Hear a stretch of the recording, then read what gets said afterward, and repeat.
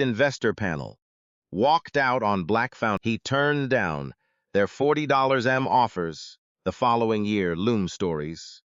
Full narration script, 8,500 words. The door closed before he finished his second slide. Not one of them, not two, all five. They pushed back their chairs, gathered their leather portfolios, and walked out of that conference room in single file, the way people do when they have rehearsed the gesture or simply stopped caring enough to disguise it. The last one paused at the door, turned back, and said, "We are not interested in funding something we don't understand." Then he let the door close behind him, and the room was empty except for the projector, still casting its blue light onto the screen, and a 31-year-old man standing at the front of it, alone, with 11 slides he had not yet shown. He stood there for 43 seconds. He counted, because he needed something to do with his mind, while the rest of him decided what this was going to mean. Then he picked up his laptop, rolled up his pitch deck printout, tucked it under his arm, and walked down 14 floors to the lobby of the most prestigious venture capital firm in the city of Chicago. He nodded to the woman at the reception desk. He pushed through the revolving door. He stood on the sidewalk in the October cold, and he breathed. 14 months later, he sat in that same lobby, different posture, same man, and the partner who had been last out the door, the one who had said, "We are not interested in funding something we don't understand," walked in from the elevator and extended his hand and said, "We'd like to offer you $40 million. He looked at the man's hand for a moment. He looked at the man's face. He said, "I appreciate that." And then he said, "No. Subscribe and tell me where you're listening from in the comments." Rewind 4 years. His name was Darian Cole. And in 2018, he was 27 years old, and he had a problem. Not the kind of problem that announces itself. The quiet kind.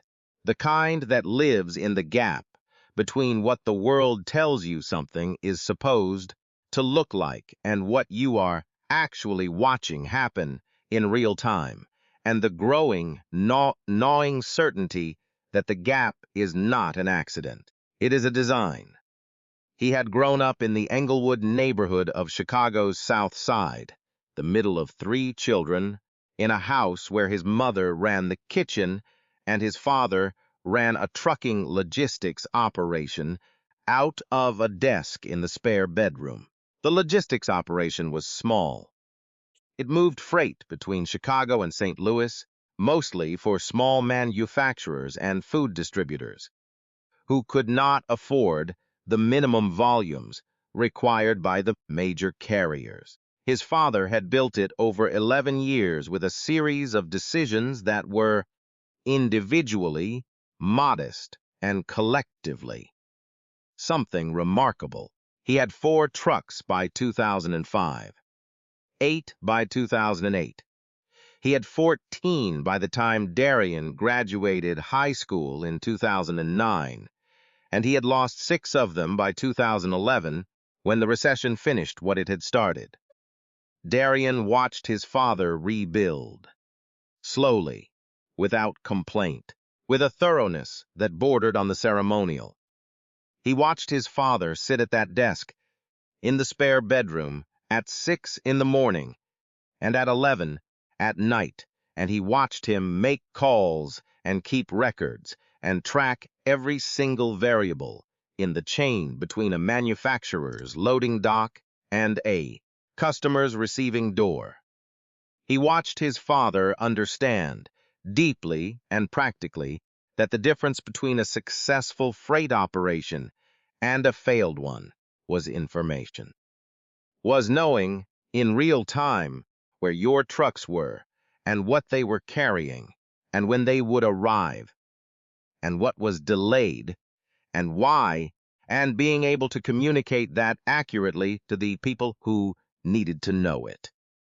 His father did this on a whiteboard, literally a whiteboard, 4 feet by 3 feet, mounted on the wall of the spare bedroom, covered in markers and eraser ghosts, updated by hand multiple times a day. When Darian was 19, he made his father a spreadsheet. It took him a weekend.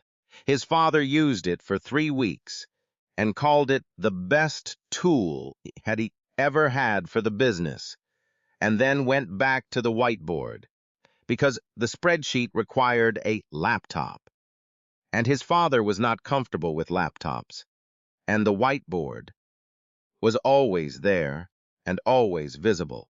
Darian thought about that for a long time, about the gap between what technology could do and what it actually did for the people who needed it most, about the fact that the most sophisticated logistics software in the world was built for the people who already had everything, about the fact that small operators, the ones running 8 trucks, or 12 or 20, the ones who were building something real with less than nothing, were doing it on whiteboards and phone calls and years of accumulated intuition that lived entirely in one person's head and disappeared when that person got sick.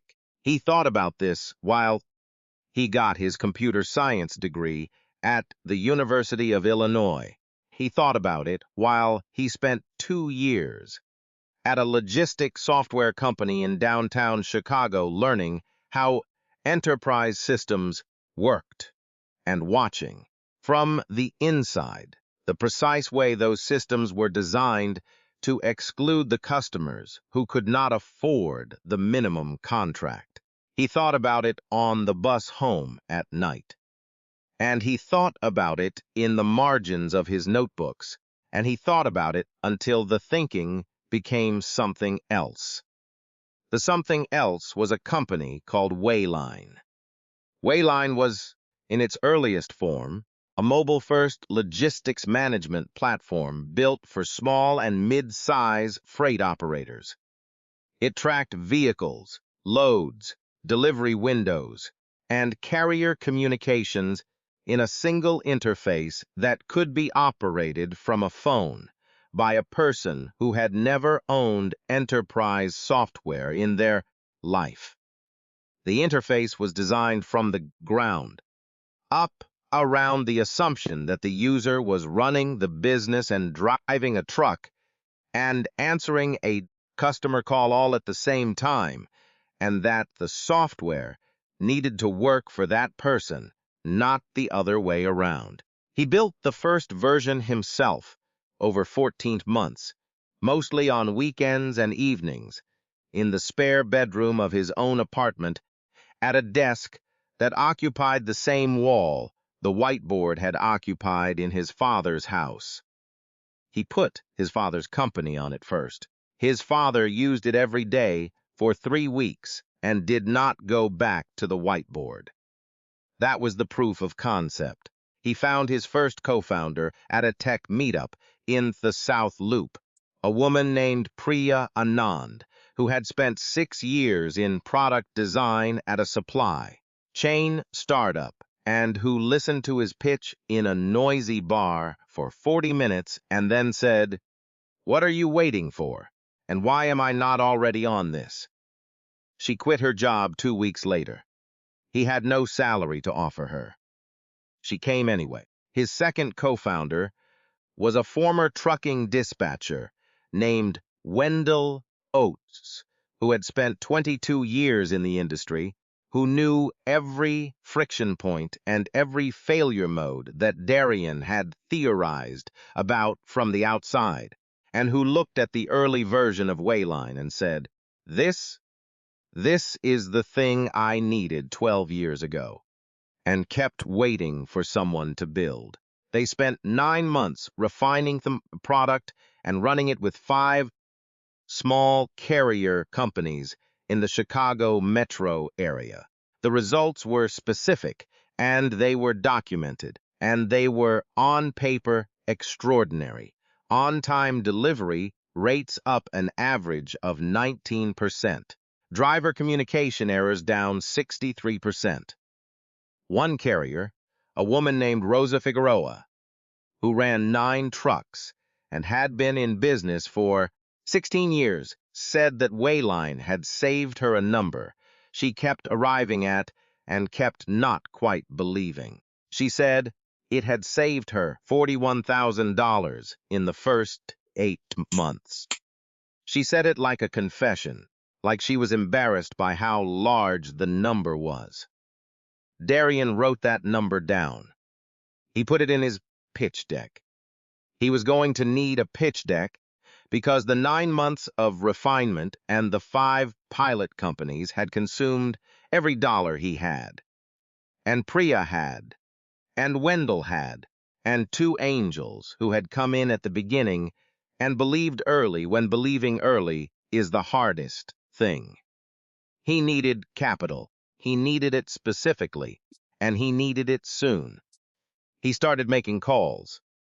The venture capital landscape of Chicago in 2019 was, in certain respects, a particular kind of ecosystem. There was money in it. There was real money, serious money, money that had made extraordinary companies and funded extraordinary founders. There were also patterns in it, the way there are patterns in any ecosystem, and the patterns had been documented by people who studied these things, and the documentation made uncomfortable reading. If you were a person who preferred not to think about what the patterns meant, less than 2% of venture capital in the United States went to black founders. That was not a number from a single bad year. That was the average, calculated across multiple years, from multiple studies, by multiple researchers who were not looking for the same answer and kept arriving at it. Anyway, Darian Cole knew that number. He had known it before he started building Wayline. He had decided, consciously and deliberately, that knowing it was not the same thing as being stopped by it, and that the way to deal with it was to build something so demonstrably, undeniably, concretely good that the number would not matter. He believed this. He still believes it. It is worth saying clearly that he still believes it. He also walked into 11 investor meetings in 4 months and came out of 10 of them with nothing. The reasons offered were various. The market was too niche. The market was too crowded. Small freight operators were a difficult customer segment to reach at scale. The unit economics needed more clarity. The product was impressive, but the timing was uncertain. One investor, at a firm that had recently completed a large raise, said that logistics was a very competitive space, and he was not sure Wayline was sufficiently differentiated from what was already out there. And when Darian asked him specifically what he believed was already out there serving this customer segment, the investor named 3 companies, all of which served enterprise clients with minimum contracts starting at $90,000 a year, and none of which had a mobile-first product or a pricing model accessible to a 9-truck operator. Darian listed these facts calmly, one by one. The investor said that was a fair point, and that he would take another look at the materials. He did not hear from him again. He kept the notes from every meeting in a folder on his laptop that he labeled simply, with no drama, the record. He was building the record because he was the kind of person who builds records, because his father had done it on a whiteboard, and because he had learned, watching his father, that the record is the thing that survives when everything else is contested. He had a meeting scheduled with Lakeshore Ventures on the third Tuesday of October. Lakeshore Ventures was, by any reasonable measure, the most prestigious early-stage venture firm operating out of Chicago. It had been founded in 2003 by a man named Graham Halstead, who was, by 2019, a figure of some renown in the industry, a person whose name appeared regularly in the kinds of profiles that venture capital produces when it wants to tell stories about itself. The firm had backed 11 companies that had gone on to significant exits. It had a portfolio that included two names that were now household words. It had, in its 16 years of operation, made 43 investments. 42 of those founders were white. One was Asian American. Darian had done this research before the meeting. He put that number in the folder labeled the record. He walked into the building on Michigan Avenue on a Tuesday morning in October. He rode the elevator to the 14th floor. He introduced himself to the receptionist. He was shown to the conference room. The panel was 5 people. Graham Halstead sat at the center. 4 partners flanked him, 2 on each side. They were, collectively, exactly who you would expect them to be if you had been paying attention. He set up his laptop. He opened his deck. He introduced himself and Priya and Wendell, and he began. The first slide was Wayline's mission statement, precision logistics infrastructure for the operators who built this industry and never got the tools to match. The second slide was the market size. Darian had the number memorized. Small and mid-size freight operators represented $140 billion of annual freight revenue in the United States and were, as a segment, almost entirely unserved by modern software. He did not get to the third slide. Graham Halstead said, "Can I stop you there?" He said it not as a question. He said, "We've looked at logistics software before. We don't see a path to the kind of scale we need for a meaningful position, woman." One of the partners to his right said, "What does your current MRR look like?" Darian said, "We are at a pre-revenue stage with 5 pilot customers who have committed to paid contracts, beginning January 1st. He named Rosa Figueroa's $41,000 savings figure. He said the average across the 5 pilots was $37,000 per carrier in operational cost reduction in the first year. Graham Halstead said, "Who are your current investors?" He named them. They were real names. They were respectable angels. The TASes were not the names that Lakeshore Ventures was accustomed to seeing on a cap table. Graham Halstead looked at the partner to his left. Something passed between them that did not have words. Then Graham Halstead picked up his portfolio, and he stood. The 4 partners watched him stand, and then they stood too. One of them, a man named Richard Calder, who had joined the firm 18 months earlier and who would later say he had been too new to know how to do anything other than follow, stood with them and picked up his portfolio and followed. The last one out, Graham Halstead, paused at the door. He looked at Darian. He said, "We are not interested in funding something we don't understand." And then the door closed. Darian stood in the blue light of the projector for 43 seconds. He counted. Then he walked to the elevator. He rode 14 floors. He nodded to the receptionist. He pushed through the revolving door. He stood on the Michigan Avenue sidewalk in the October cold, and he breathed. And then, because he was Darian Cole, and because he had spent 2 years watching his father rebuild something from less than nothing on a desk in a spare bedroom. He went home and he opened his laptop and he made 22 cold outreach emails before midnight. One of those 22 emails reached a woman named Vivienne Cato.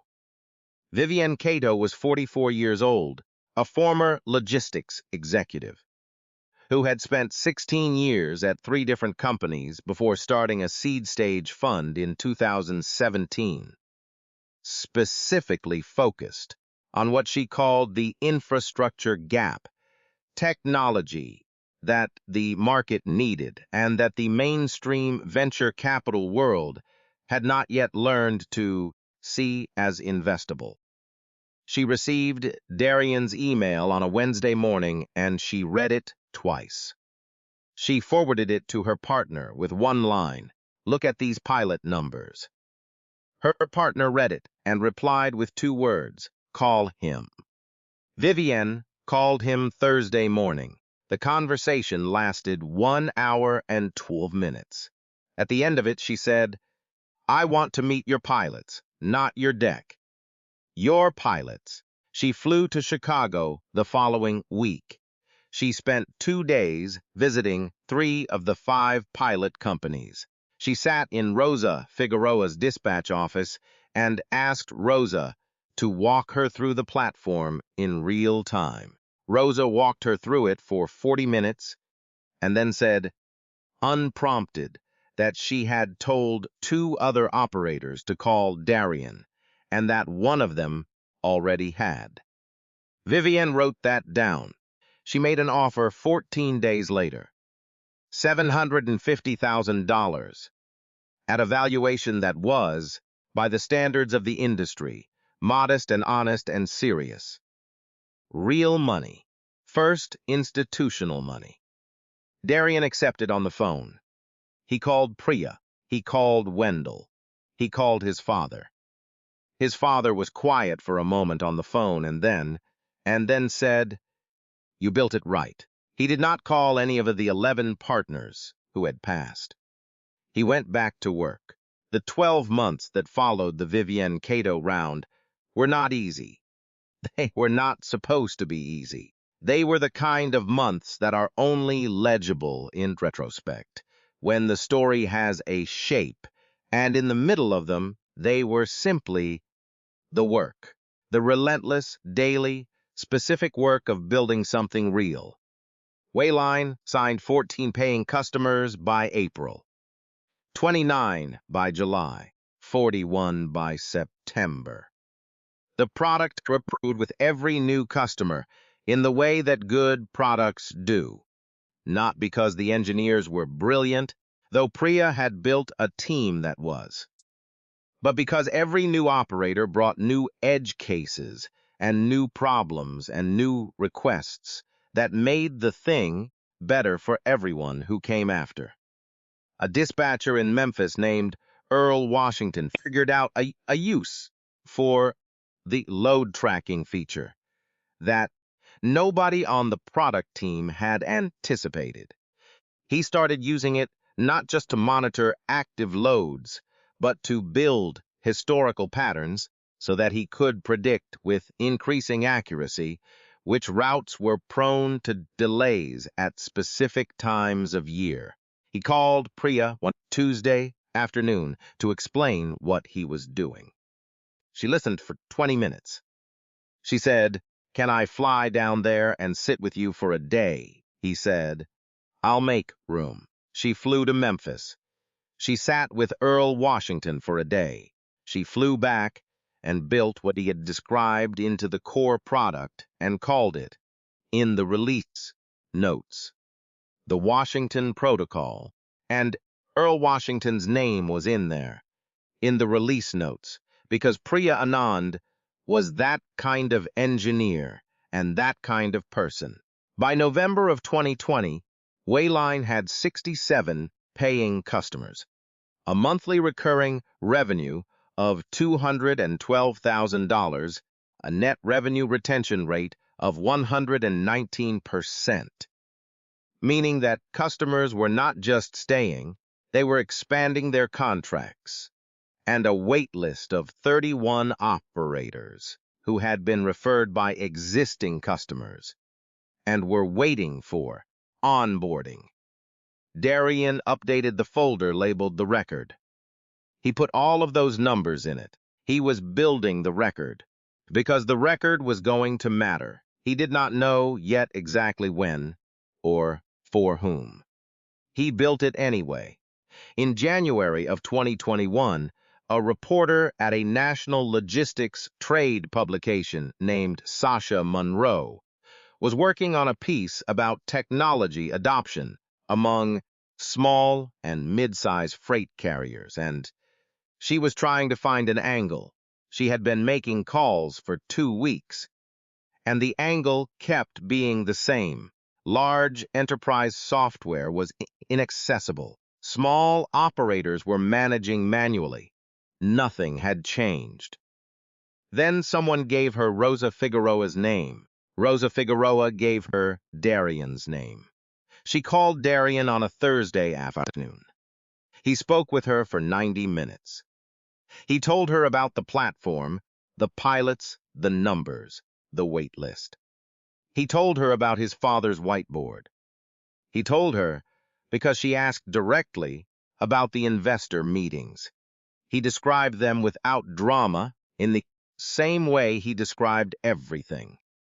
Factually, specifically, with dates and dollar figures, and quoted language where he could remember it accurately. He mentioned the 43 seconds. He mentioned what Graham Halstead had said.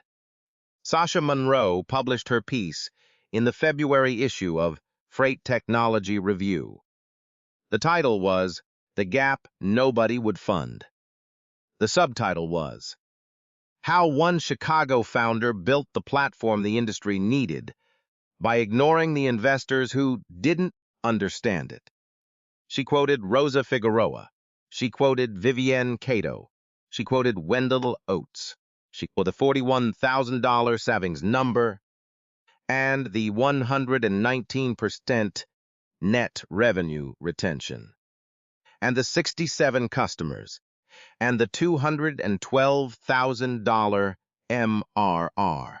She quoted Darian's account of the 11 meetings and the 5 partners standing up and the door closing.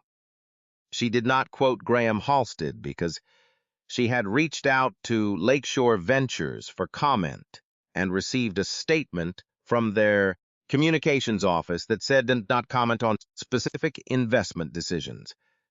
The piece ran 4,000 words in a trade publication with a circulation of 32,000. It generated something that trade publications do not usually generate. It circulated. It went beyond 32,000. It was shared in logistics forums and in founder communities and in Black entrepreneur networks and in investor circles. And it reached people who read it and forwarded it and had conversations about it, and some of those conversations were in offices that mattered. Richard Calder, the junior partner who had been last out the door at Lakeshore Ventures, read the piece on a Sunday morning. He read it twice. He printed it out and put it on Graham Halstead's desk on Monday morning with a note that said, "I think we need to revisit." Graham Halstead read the piece on Monday afternoon. On Tuesday morning, Lakeshore Ventures called Wayline. They did not call Darian directly.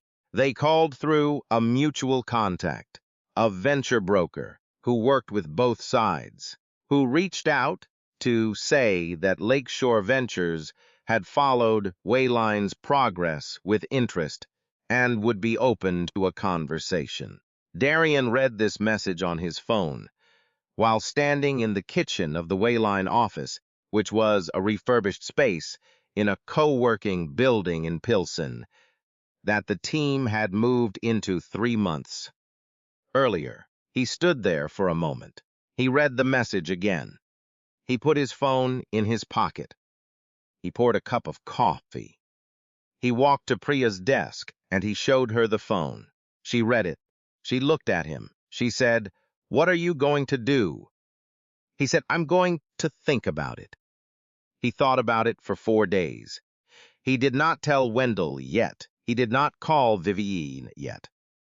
He walked his usual route in the mornings, and he sat with it, the way his father had sat without indulgence at the desk in the spare bedroom, without rushing, without performing certainty he did not have, without deciding what it meant before he understood what it was. On the 4th day, he called Vivienne Cato. He told her about the message. She was quiet for a moment. She said, "What are the terms of your current conversations?" He walked her through where they were. They had 2 active term sheets from firms that were serious and credible. One was for 22 million, one was for 28 million. He had a 3rd meetings scheduled for the following week with a firm out of New York that Vivienne described as exactly the right fit for this stage. He said, "Lakeshore does 40 million, maybe more." She said, "Probably more, given where your numbers are." He said, "I know." She said, "What is the question, really?" He said, "The question is whether the money is worth what comes with it." She did not answer immediately. She said, "That is exactly the right question." He called the venture broker back and he said, "We will take a meeting." The meeting was on a Wednesday morning in December of 2021. 14th floor, conference room with the same long table and the same view of Michigan Avenue and the same projector that had cast its blue light onto the second slide of his pitch deck 14 months earlier. He came with Priya and Wendell. He came with a deck that was 61 slides long and contained every number in the folder labeled the record, organized into a presentation that had been reviewed by advisors and 3 lawyers, and Vivienne Cato, who had made one change and said the rest was exactly right. Graham Halstead was there. 4 partners were there. Richard Calder was there. They were different in some ways from the previous meeting. More prepared. More attentive. Someone had done the homework this time. Darian put his laptop on the table. He looked at the room. He did not open his deck immediately. He said, "I want to start by saying something that is not in the slides." He said, 14 months ago, I was in this room. I showed you 2 slides. You left before I finished the second one. I stood in this room for 43 seconds after the door closed. He said, "I am not saying that to make anyone uncomfortable. I am saying it because it is in the record and I believe in keeping accurate records." He said, You were not interested in funding something you did not understand. I want to tell you what you did not understand, and then I want to show you what has happened since then, and I want you to see whether those 2 things are connected. He ran the deck. He ran it for 52 minutes. He did not rush. He did not perform anxiety.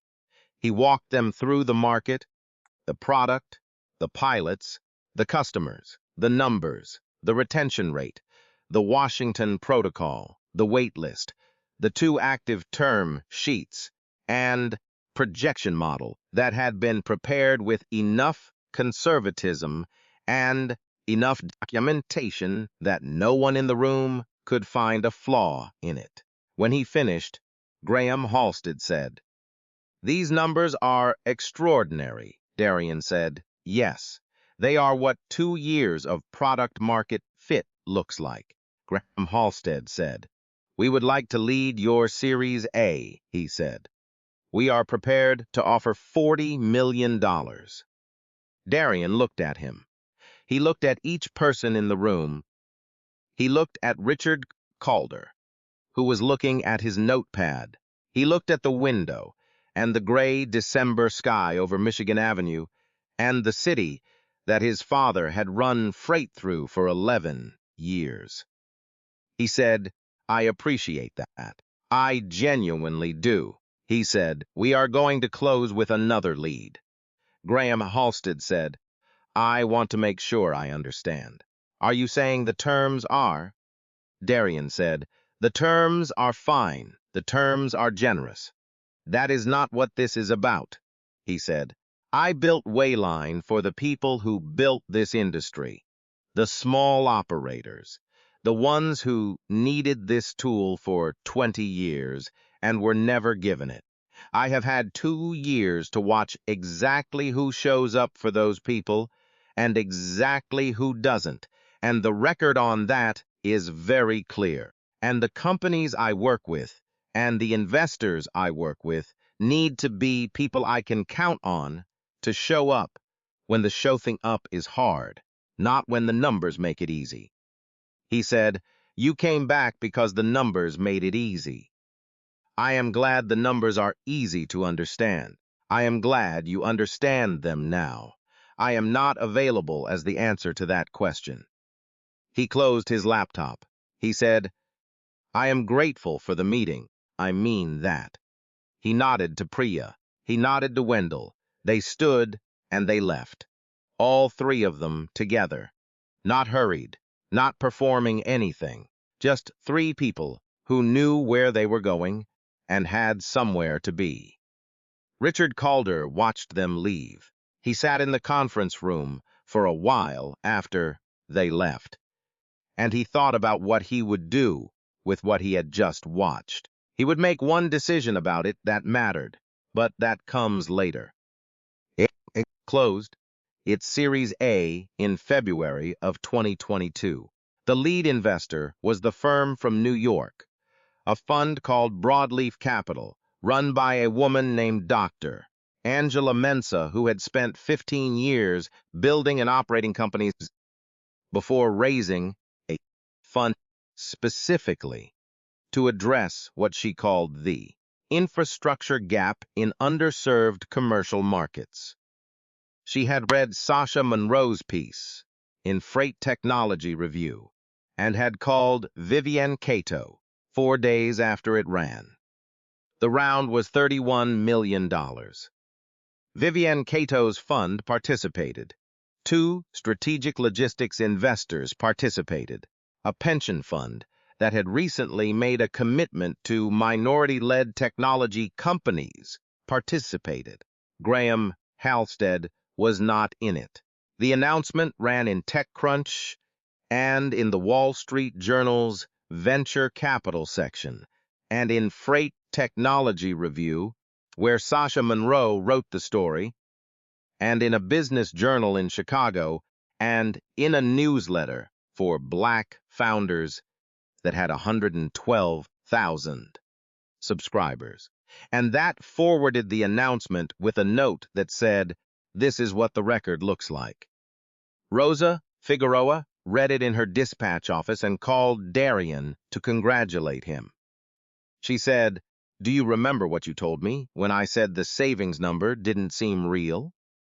He said, "I told you to write it down."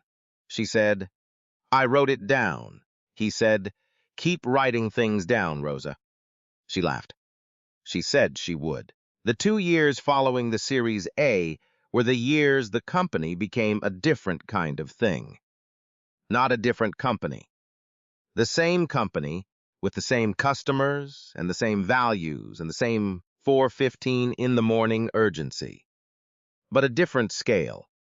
By the end of 2023, Wayline had 214 paying customers in 37 states.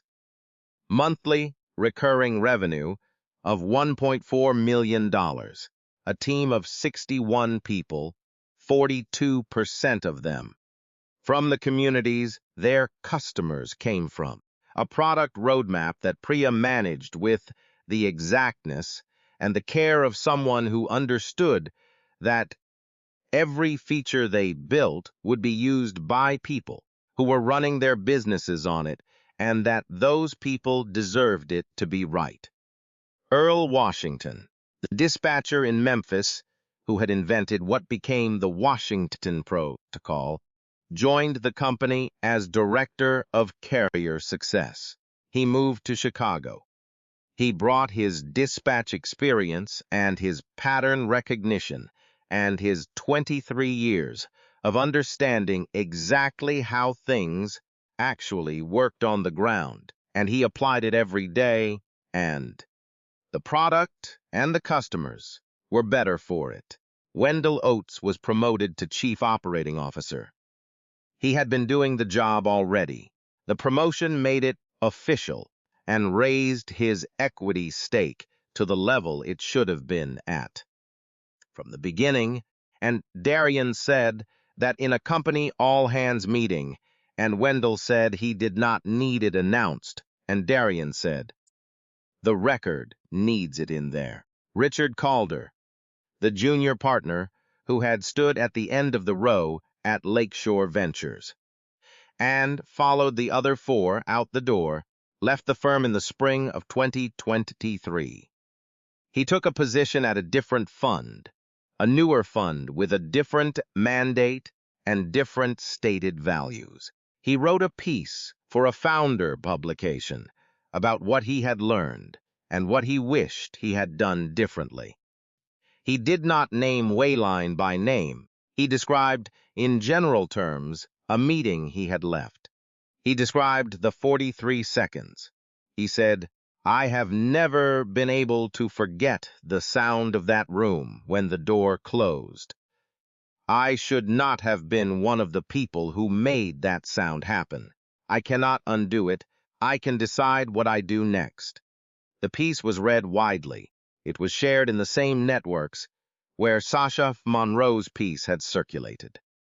Several people commented that the unnamed company sounded familiar. Darian read it on a Sunday morning. He did not respond publicly. He noted it in the folder labeled The Record. He kept building. In March of 2024, the Georgia Freight Association named Wayline its Technology Partner of the Year. 2 months later, the American Trucking Association featured it in its annual report on technology adoption in the carrier segment. In July, Darian Cole was invited to speak at a logistics conference in Dallas, where he stood at a podium in front of 412 people and talked for 32 minutes about the whiteboard on his father's wall.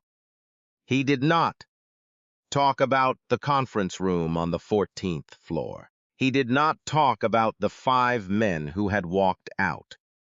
He talked about the thing that was real, which was the technology and the people who used it and the operators who had built this industry and had been given, for the first time, a tool that was built for them and not for someone else's definition of what they should be.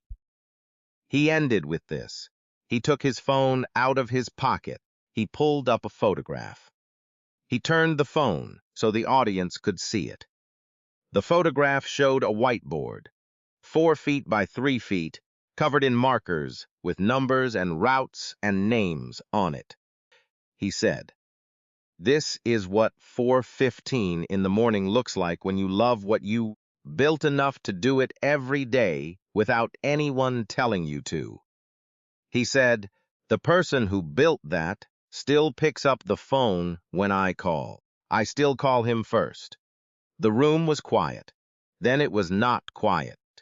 He flew back to Chicago that night. He landed at O'Hare at 11:15. He took a car home. He walked through the door of his apartment, and he put his bag down, and he made himself a plate of whatever was in the kitchen, which turned out to be leftover rice and something from a container in the refrigerator. And he ate it standing at the counter the way his father used to eat. He came home late from the office, because some things get carried forward without being asked. He was 33 years old. He had 214 customers in 37 states. He had a team of 61 people. He had a record that was 53 pages long and growing. He went to bed at 11:45. He was up at 4:15. True wealth is what you give back when nobody's watching. And sometimes, the most important thing you can say to the room that wouldn't look at you is, I remember, and I built it anyway. The part that stays with me isn't the $40 million. Not the offer, not the refusal, not the look on Graham Halstead's face when he heard the word no, which I imagine contained several complicated things happening at once.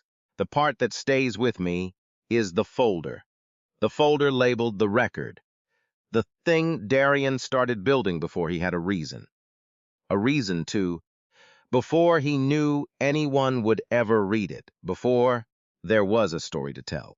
He built it because he was the kind of person who builds records, because his father had done it on a whiteboard, because he had learned, young, that the record is the thing that survives when everything else is contested, and that the people who make the most noise are very rarely the people keeping accurate notes.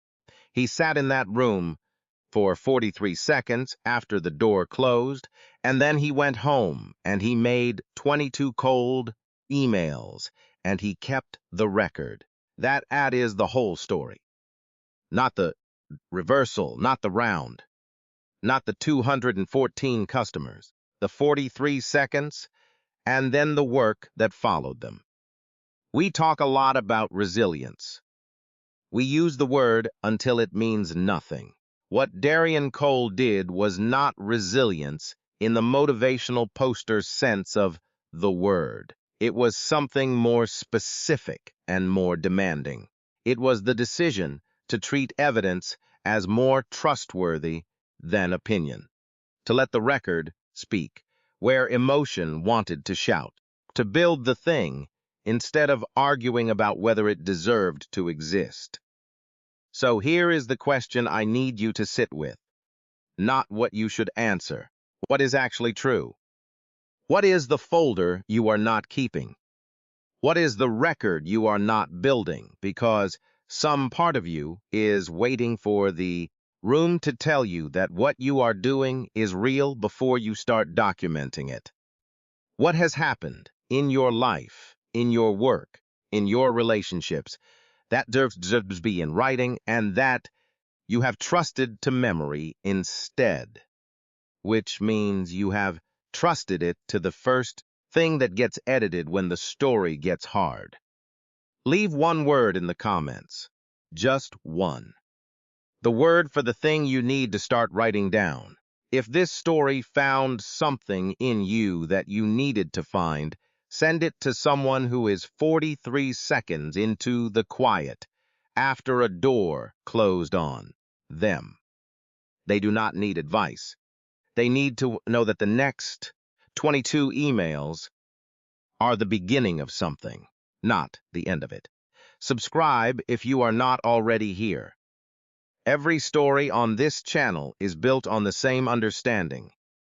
The record is the work. The documentation is the dignity. What you keep track of is what you can prove. Next time, we go to a courtroom in Baltimore, where a woman who had been told for 9 years that she did not have standing to bring a case walked into federal court on a Monday morning with a 600-page file, and by Friday the judge had issued a ruling that rewrote the precedent for every case that had come before it. That story is coming. True wealth is what you give back when nobody's watching. I'll see you there.